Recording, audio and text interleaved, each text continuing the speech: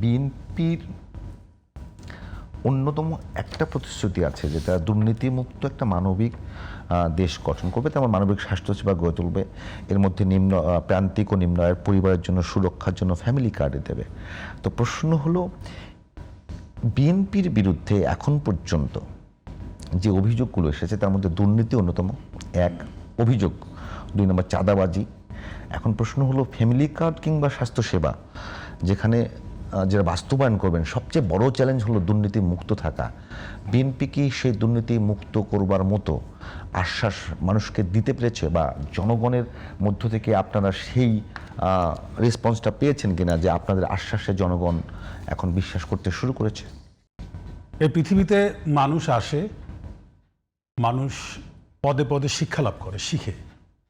আপনার জন্মের পর থেকে, মায়ের গর্ভে থেকে দুনিয়াতে আসার পর থেকে যখন তার জ্ঞান গরিমা হয়, তখন থেকে শুরু হয়, তখন থেকে সে শেখার চেষ্টা করে, শিখে।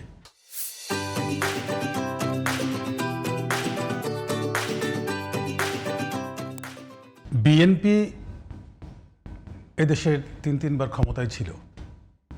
অর্থাৎ বিএনপি দলটার জন্মের পর থেকে প্রায় 50 বছরের তাদের রাজনৈতিক জীবনে নিশ্চয়ই তারা অনেক কিছুই শিখেছে।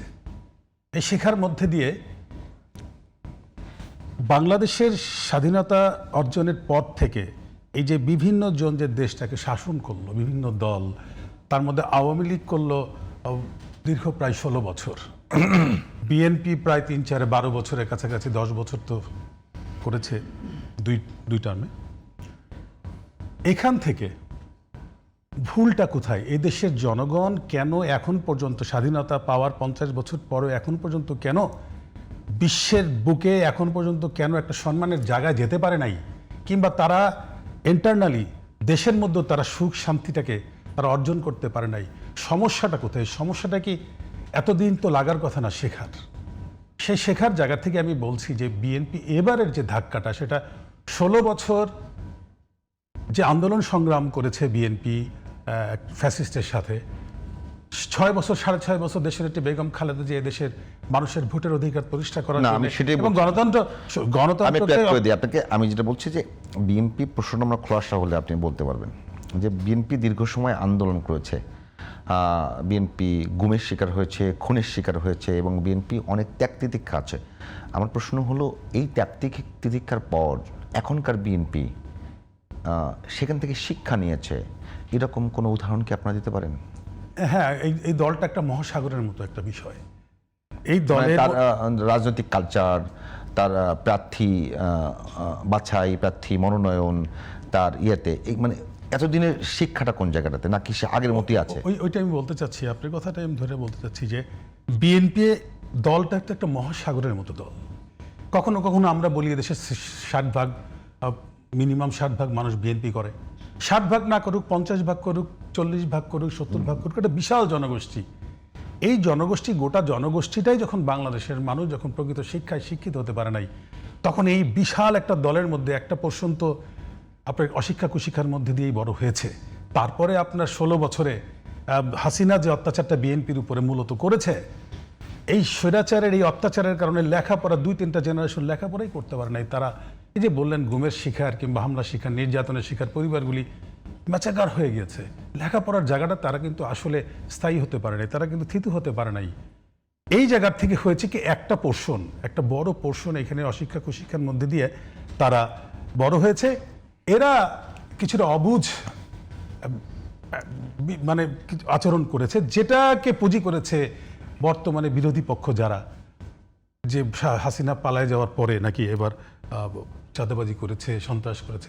একটা শ্রেণী তো বললাম যে অশিক্ষা কুশিক্ষার মধ্যে যারা বড় হয়েছে তারা কিছুটা এই মহাসাগরের মতো দল 1% এটা করেছে। সেখান থেকেও তো শেখার আছে। সেই শিক্ষণীয় জায়গার থেকে তো আমাদের নেতা তারেক রহমান সাহেব ও তার মা, আমাদের গণতন্ত্রের মা যাকে আমরা বলি, আমাদের নেত্রী, দেশের নেত্রী, যে 6 বছর কারাগারে ছিল বিনা অপরাধে, শুধুমাত্র হাসিনার সাথে হাত মিলালেই কিন্তু সে কিন্তু বাইরের জীবনটাকে কিন্তু উপভোগ করতে পারত। কিন্তু তিনি কিন্তু সেটাকে আলিঙ্গন করেন নাই, তিনি কিন্তু জেলটাকে আলিঙ্গন করেছিলেন। জেলের মধ্যে কষ্ট স্বীকার করে দিনের পর দিন স্লো পয়জনিং করেছে স্বৈরাচার তাকে, তারপরেও মৃত্যুকে আলিঙ্গন করেছেন, কিন্তু তিনি কখনোই এদেশের মানুষকে তিনি ওই পথে ছেড়ে দেন না যে পথে গেলে এদেশের স্বাধীনতা সার্বভৌমত্বের সূর্যটা ডুবে যাবে।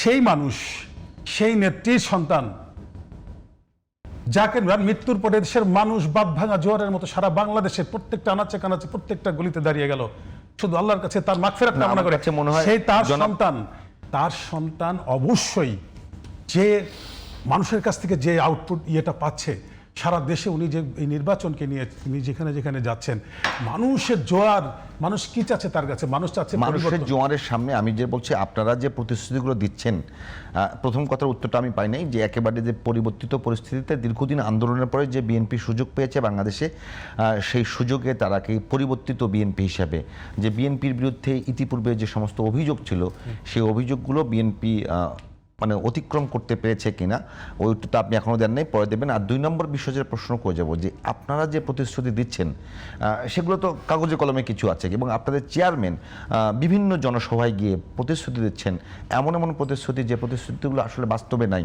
যেমন ধরুন যদি একটা কথা বলি, নীলফামারীতে মেডিকেল কলেজ করবেন, মেডিকেল কলেজ আগে থেকে আছে, কিংবা কুমিল্লাতে আপনারা ইয়ে করবেন, ইপিজেড করবেন, ইপিজেড আগে থেকে আছে। তো এগুলো কি শুধুমাত্র বলবার জন্য বলা, নাকি এগুলো যদি কোনো স্টাডি নাই বা কোনো চিন্তা ভাবনা আপনাদের মধ্যে নেই?